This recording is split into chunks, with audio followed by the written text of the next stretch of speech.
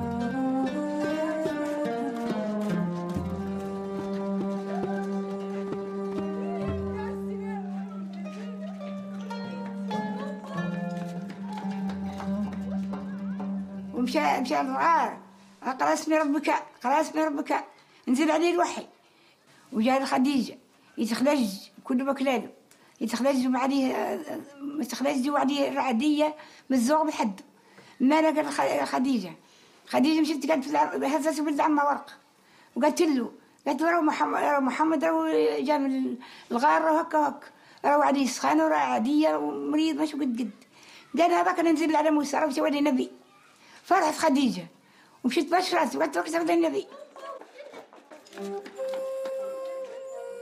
Cette première révélation a-t-elle vraiment eu lieu dans cette grotte de Hira, ainsi que l'affirme la tradition? Rien n'est moins sûr. Le Coran, de loin la plus fiable de nos sources, ne souffle mot de cette grotte. La sourate du soleil et celle de l'étoile parlent d'un horizon clair devant lequel Mahomet, lucide, a vu un être auprès d'un arbre, un jujubier peut-être. Il a alors été pris d'un état de saisissement. Chaque prophète, chaque porteur d'un message divin a vécu cet état. C'est un état qui le submerge, qui le contrôle. Ce n'est pas lui qui l'a créé, il en est en quelque sorte la victime. Cet état est celui d'un contact établi entre un homme et des forces mystérieuses qui nous sont inconnues. La révélation parvenait au prophète sous différentes formes. Parfois, il ne voyait rien. Quelque chose lui venait à l'esprit qu'il apprenait et transmettait ensuite aux gens. D'autres fois, il voyait l'ange sous la forme d'un homme. Il lui récitait quelques versets du Coran qu'il transmettait ensuite à son peuple. Le prophète recevait la révélation dans des situations très diverses, éveillé, endormi, la nuit, le jour, parfois pendant les batailles, d'autres fois pendant l'émigration. Et c'est une des facettes de la science de la révélation. Il ne recevait jamais les versets de la même manière. Maintenant se pose une autre question, celle qui concerne le concept de la révélation. La révélation apporte-t-elle des paroles ou des idées? Dieu parle-t-il la langue arabe, l'hébreu ou l'araméen? Dieu parle-t-il une langue humaine?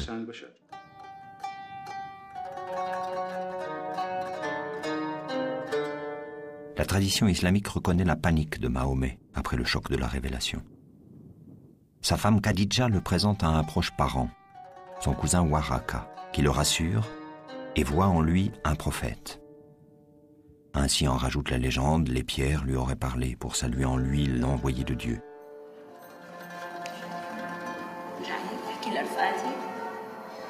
أول حدث كان في إذاعة النبي في سبيل الدعوة الإسلامية ونشرها لما الله أنزل عليه إنه وأنذر عشيرتك الأقربين إنه ينذر أهله وأقاربه فهو بطريقة يعني إنه لحتى يقبلوا عزمهم وعمل وليمة وبعد ما انتهت الوليمة دعاهم للإسلام يعني وقال لهم الحقيقة وصارحهم بالشيء اللي هو نزل عليه إنه هو النبي وهو اللي الله بعته مشان ينذرهم نار جهنم ويبعتهم ويخرجهم من النار إلى الجنة.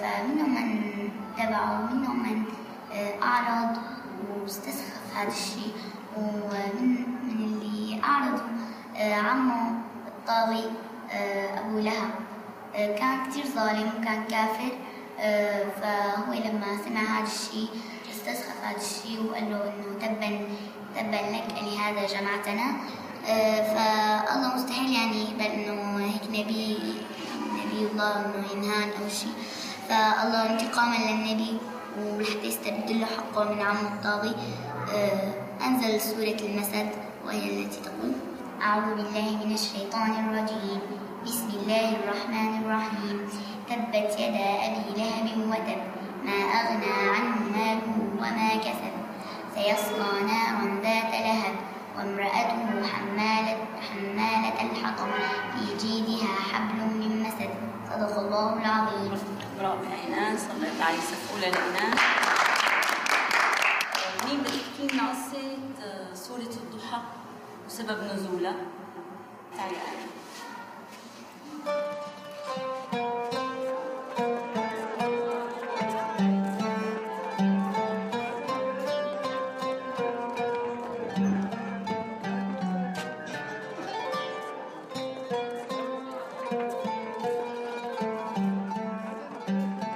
Khadija fut donc la première femme à croire en sa mission.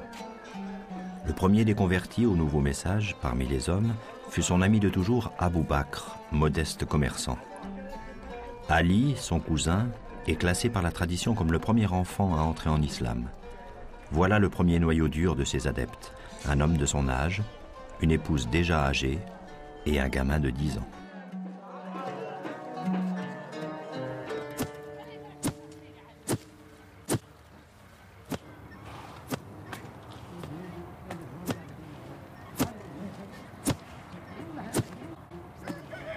Au nom de Dieu, le tout miséricorde, le miséricordieux. La fracassante, qu'est-ce que la fracassante? Au jour où les humains seront comme sauterelles répandues, où les montagnes seront comme touffes de laine qu'on carde, alors celui de qui sera lourde la balance connaîtra une vie à son contentement. Celui de qui sera légère la balance n'aura devant lui qu'un abîme. Qu'est-ce qui peut te faire comprendre ce que c'est? Du feu qui vous brûle. Sourate 101, versets 1 à 9. Lors de la première période, ces premières révélations étaient très fortement ciblées sur l'idée de l'unicité de Dieu et sur l'appel au jugement, sur l'appel à la responsabilité des êtres humains qui doivent être soumis à Dieu et à la volonté de Dieu. L'imagerie très vivante concernant ces premières révélations reflète une période de la vie du prophète pendant laquelle il prêchait intensément un message nouveau.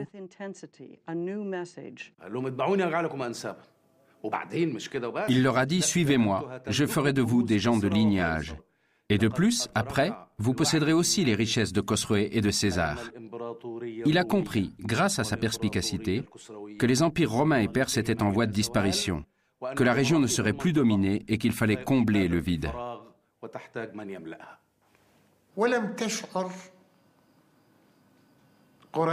La tribu de Koraïch n'avait pas eu immédiatement conscience du danger.